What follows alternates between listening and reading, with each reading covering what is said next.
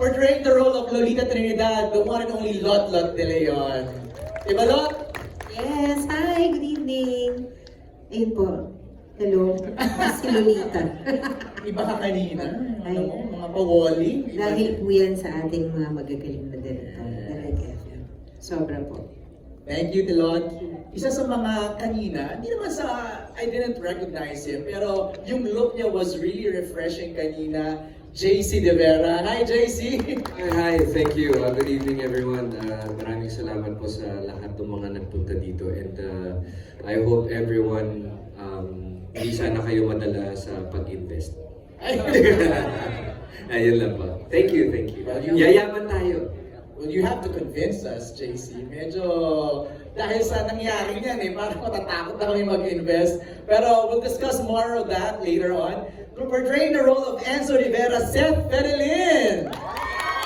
He's back in prime time. Maraming salamat po sa pagpunta. Binabati ko, nakasuporta rin dito ang mga talagang sumusuporta sa amin matagal na. Sana po abangan po natin to, ang Sins of the Father. Maraming salamat. Siyempre pag may Seth, meron Francine! Francine Diaz! Hello po, magandang gabi po sa inyong lahat. Thank you to our supporters po and to our families sa pagpunta nyo. And Kuya MJ, ready na po kami sumagot. Ready na sumagot. Also joining us tonight, isa sa mga versatile actresses, the one and only Shaina Magdayaw. Magandang gabi po sa inyong lahat. In your blonde era. Oh yes. Para kay Attorney Leo na makikilala niyo na po very soon. Maraming salamat for coming here. Balita ko lahat ng nanood ngayong gabi ay yaman. Okay ba yun? Hindi. We really work hard. Everyone is really working hard for this show po. And so sana nagustuhan po ng ating mga manonood. At hindi pa po ngayon, hindi pa po doon magtatapos ang lahat. Pasimula pa lang. Masimula pa lang. Thank you, Shaina. She is back on television sa primetime, Jessie Menjola! Hello po, magandang gabi sa inyong lahat. Maraming salamat sa pagpunta at pagsama sa amin ngayong gabi.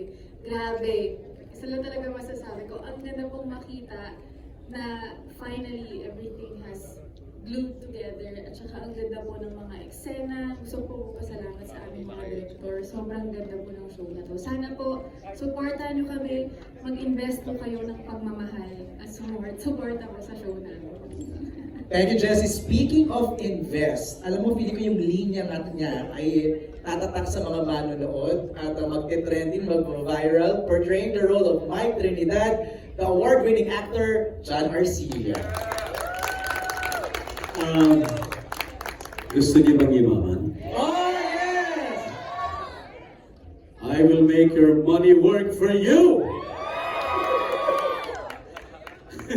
Nakakatakot kasi convincing. Kasi yun yung dapat mong i-work out dun di ba? Dapat convince mo talaga sila. And naniniwala naman si Mike sa sinasabi niya. Well, that's the twist of the story. Anyway, good evening po everyone. Thank you for coming, of course. Ayokong buhatin ng sarili namin bangko, pero I'm sure nagustuhan ninyo kasi ako talagang, ibang klase. Kahit na late ako, parang ibang klase yung kulay, ibang klase yung timpla. So, I'm sure ganun din po ang naramdaman niyo. So, keep on watching. Malapit na po sa June 23. Yan ang minake sure ng ating bida, na magiging iba ang timpla, iba ang kwento, socially relevant, at maraming matututunan ang manonood. He's back on primetime, the one and only Gerald Anderson. Good evening po sa inyo lahat. Maraming pong salamat sa mga mga friends and family, supporters po namin, the Philippine Coast Guard, friends from the media, maraming pong salamat. Sana ay nagustuhan nyo. Maniwala kayo. I think nakita naman po sa produkto na talagang pinag-irapan po ng lahat yan. Not just the cast, everyone. Lahat po na tao behind the camera, from the writers, directors, the staffing crew, lahat pinag-irapan talaga namin ito para sa inyo. Patikim pa lang to. Maniwala kayo sa akin. Ako po mismo nagsabi sa inyo. Patikim pa lang yan at marami pang dapat natin. It's just the tip of the iceberg. Okay, let's kick off our Q&A. Jen, ako na muna yung magtatanong, no? Seeing it in fruition, ito na, yung unang patikim, ano yung pakiramdam?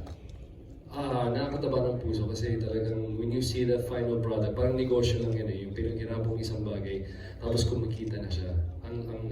The fulfillment is different. And Jen, hindi tayo mga investors dito. Okay. Kung sino mag-invest po kayo sa akin. Galing mo, parang hanggang ngayon yung Diba? tulong mo. Nagmahal ako sa tatay ko eh. I know. Nagmahal ako sa tatay ko. No, but yeah, it's like lagi ko nire-request sa ABS is pag may proyekto po, sana may social awareness and sana may mapupulot na aral yung mga tao pag pinanood nila because maraming distractions these days, di ba? We have scamming, we have social media, we have influence, everything. So when I'm given an opportunity like this, talagang binibigay ko yung best ko. Kasi alam ko sa sitwasyon natin as a company and as a country, hindi lahat ay nabe-bless katulad nito. So whenever we get opportunities and blessings, make the most out of it. Okay. Speaking of that, I wanna know, kanino nagsimula yung kwento? It's very socially relevant, pinag-uusapan siya ngayon. Let's talk to Senon. Senon, paano mo nabuo yung story ng Sins of the Father? Actually, hindi lang naman ako nabuo. It's basically the whole team. Of course, from JRP, dun sa aming creative manager kay Tito Valles, kasama rin namin yung mga writers namin. So, ang tagal namin bin-brainstorm, tapos kasama sila direct, mga ganyan. Ang tagal tapos pinipresent namin dun sa mga actors, tapos nagko-comment, so back to the drawing board. Ang tagal, it took us like months para makamag talaga namin yung solid na kwento na alam namin that we could be proud of. Pero yung theme kasi parang scamming, di ba? Parang ganun yung dating, parang investment scams. Were you inspired by true events, true stories? Yes, in a way. Kasi parang feeling ko wala naman siguro sa atin dito ang hindi pa naka-experience ng mga scam. Meron na ba dito? Sino mga na-scam na dito? Ayan, dami na. Ay, sa cast ba meron? Sige nga, Mike Trinidad. Nung 90s, di ba, yung pyramiding sa Yes. millions talaga yung sa family natin. Oh, wow. And ang nag-scam sa akin, estudyante ko sa acting. Oh. Yes. Estudyante ko siya, so tawag sa parents ko, nanay, tatay, and then sa mga siblings ko, kuya, ate, and then gano'n siya close sa akin. And in fact, ginamit niya yung acting niya sa akin. Buong barangay nila, pati mga classmates niya sa school, na nakuha niya lahat. And then, so, hinabol siya ng ibang mga na-scam. Hinabol siya. Actually, tinorture siya ng mga kaibigan niya sa isang building. Tumalon siya ng 3rd floor, sa 3rd floor. Na-hospitalized siya. Then, nung hospitalized siya, tumakas siya after several days. And ngayon, ang last na alam namin sa kanya, nag-change siya ng face. Oh. Very cinematic naman yung Alam mo, kwento. Pang teleserye. kami ni Yula Valdez ang kasama. Sulat mo na. Sorry, Yula Valdez. Kami ni Yula ang kasama doon before. Pilot, you raised your hand kanina. Oo, alam mo, dati kasi nagbebenta ako ng bangus. Alam mo naman ako, hindi ba? Kailangan kumita ng pera, gusto natin yumaman, right? Yes! Okay, fine. So, syempre, there was a time, many years ago, nagbebenta ako ng boneless bangus. Okay. Sumali ako sa expo. Order ako dyan. Oh, baka naman ikaw, hindi. May nag-order sa akin 80,000 pesos worth of bangus. Okay. Binayaran ako ng manager's check. Okay. Tinanggap ng tao ko. Nung tinanggap yung kinuha, dineliver, pinick up ng isang kilalang van. Hindi ko nababanggitin ko ano. Pinick up, we went to the bank, fake yung manager's check. Pero yung account number at saka yung pangalan existing doon sa bangkong yun. Pero walang ganong fake yung manager's check. Nahawin mo na yung scammer Hindi niya. wala na. Kaya mag-iingat po kayo. Kasi ni-recommend Talaga na lang. sa isang seminary lot before, di ba, nag-order siya? Yes! Tapos biglang nawala. Yun pala yun. Yes. Wow. Jesse, you raised your hand. Wag na lang. Who else? Meron ka dito na ganyan, naloko? Jane, naloko ka na ba? Hindi po. Scam sa pag-ibig. Hindi po ako, pero mga kakilala ko po po. Ayun, oo. Yung iba, parang investment funds din po yung Right. nangyari sa kanila. Yung iba nangutang pa para may mapasok dun sa investment na sinasabi na dodoble, Tama. pero biglang nawala lahat. So, dun po ako naawa talaga sa mga nangangailangan pero sila yung naloloko madalas. Mga too good to be true no? So tama yung sabi ni Sino, no? Parang lahat ng tao dito sa media conference natin, kung hindi man kayo yung nabiktima, may kilala kayong nabiktima. So it's really relevant and prevalent ngayon.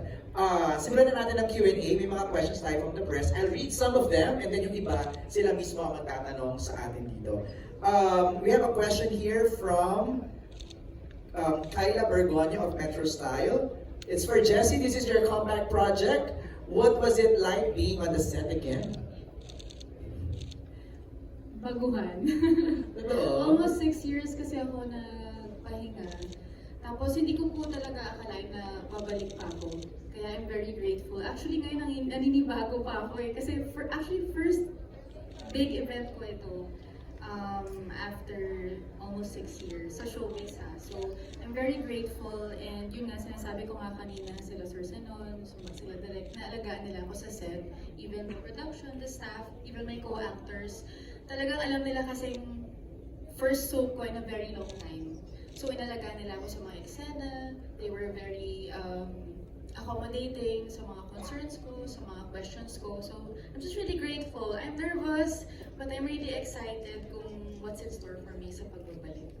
Thank you, Jessie. The next question is for Gerald. This is also a comeback series for you. How different is this project and your character from the ones you've previously done? Well, ibang-iba talaga siya. Like, of course, it's different from Baduy, A Soldier's Heart, Tayong Dalawa, yung mga ano. But more than just the character, it's the story itself. Like kanina, di ba?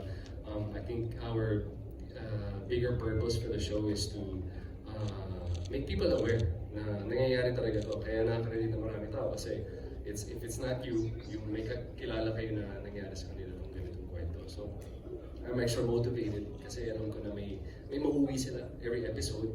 Di ba? May bago kayong matututunan and there's that awareness.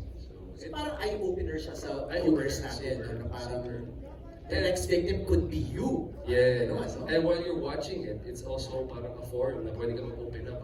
Hindi ka na, kumbaga, wala na yung stigma na, alam mo na, nangyari din sa akin yan. Yung gano'n. I should speak up. Parang I should gano'n. speak up. And then, yun, di ba? Kasama yung friends mo, nangyari sa akin yan Because of the show, medyo mawawala yung stigma at yung tao. Di ba? Tama yun, kasi pag hindi ka nagsalita, eh lalo maraming mabibiktima yung ano na yun, scammer na yun, di ba? Thank you, Gerald. Our next question will come from Carl Jun from Kapatid Insider. Carl Jun, are you here? You'll ask your question, go ahead. It's working. Low, ayun, magana. So, question for Direk. What is the concept behind this series? Why was Sins of the Father chosen as its title?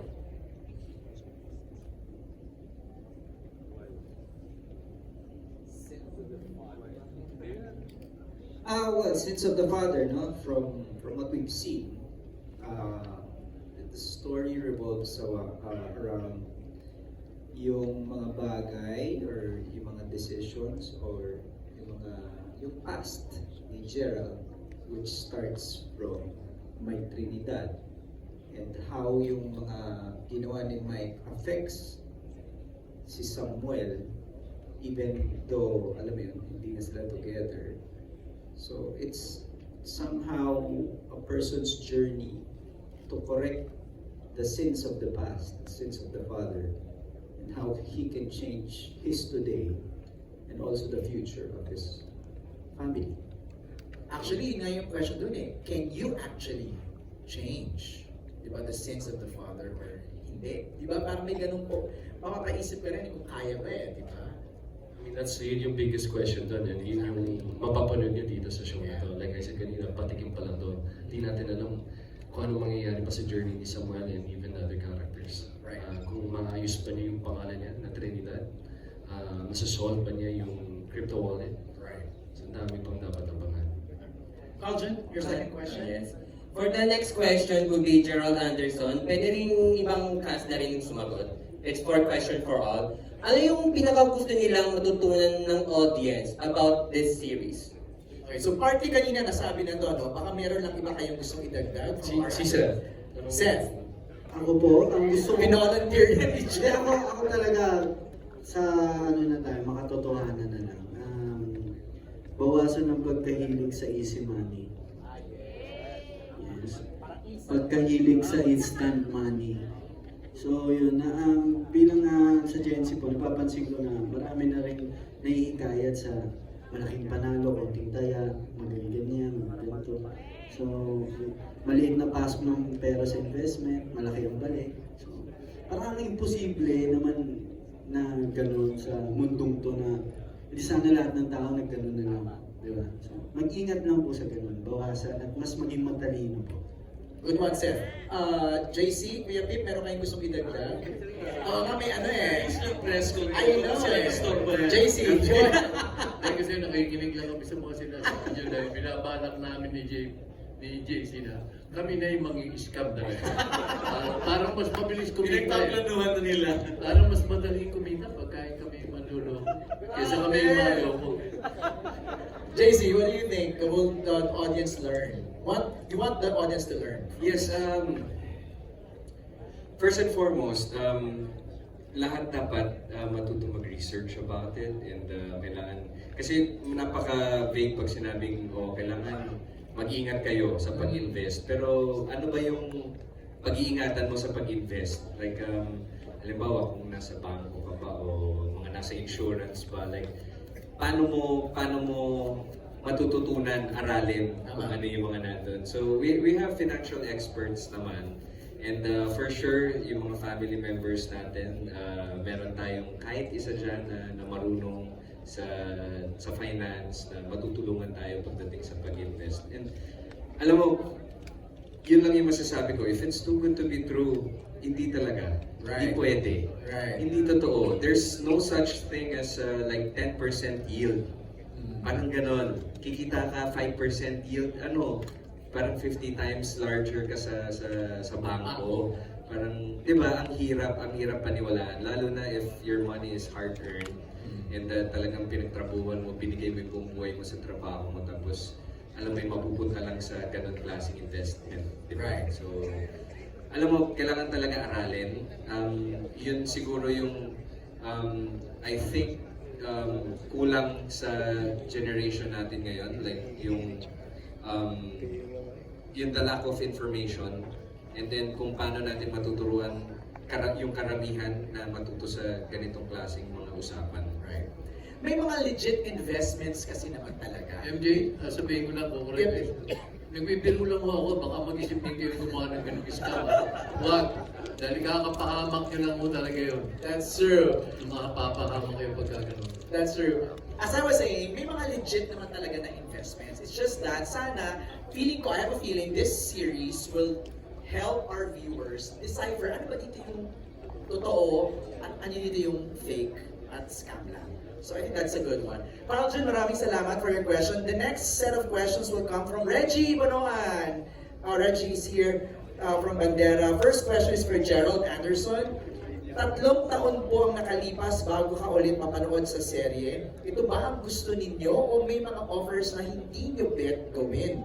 And since tungkol sa scam ang kwento, nakaranas ka na ba ng pa-scam o sa family mo at malalapit na kaibigan?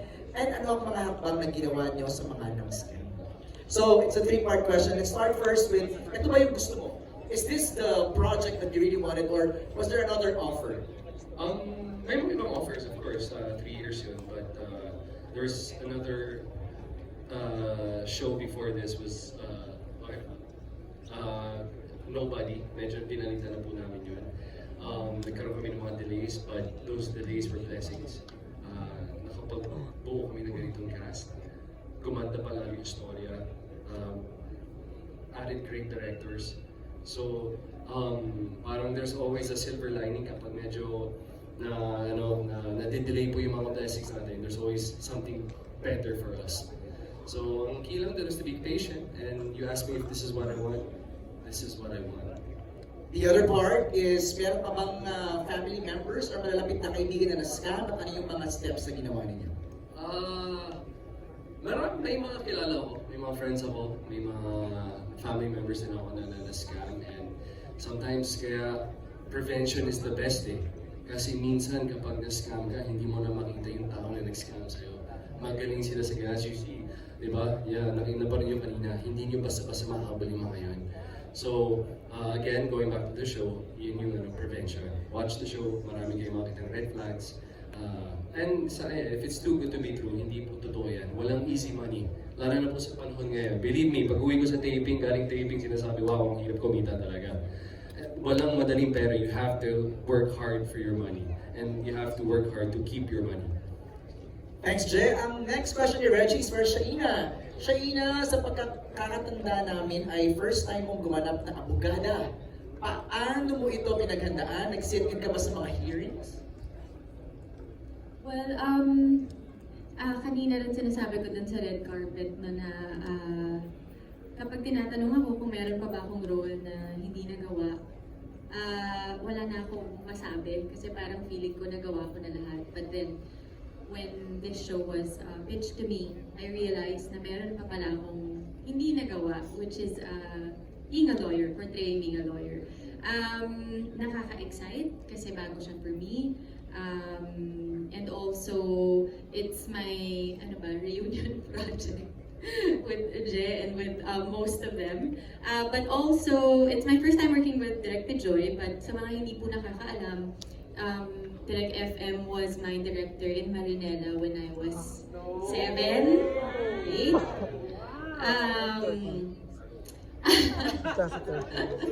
So, sorry po, hindi na po ako magsisinungaling pagdating sa edad, no, Direk?